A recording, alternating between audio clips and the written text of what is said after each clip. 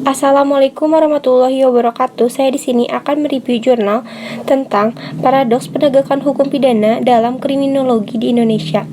Paradoks hukum pidana di Indonesia ini, dalam perspektif di Indonesia, pada hakikatnya terjadi akibat berlawanan atau bertentangan dengan penegak hukum dalam menegakkan hukum serta kurang memahami undang-undang dan teori-teori hukum. Karena undang-undang dan teori-teori hukum itu pada hakikatnya sebagai pisau analisis dalam upaya penegakan hukum pidana di Indonesia.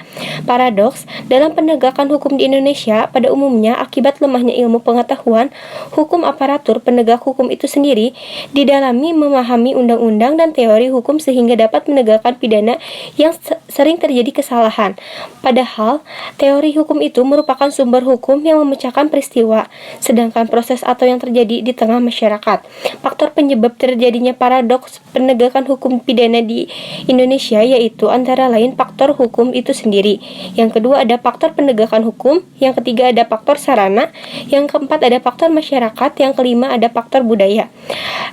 Selanjutnya ada upaya penanggulangan paradoks penegakan hukum pidana dalam perspektif kriminologi dapat dilakukan dengan cara perbaikan sistem hukum, perbaikan monolistik dan etika aparatur penegak hukum, serta perbaikan pendidikan hukum dan perbaikan kesadaran beragama.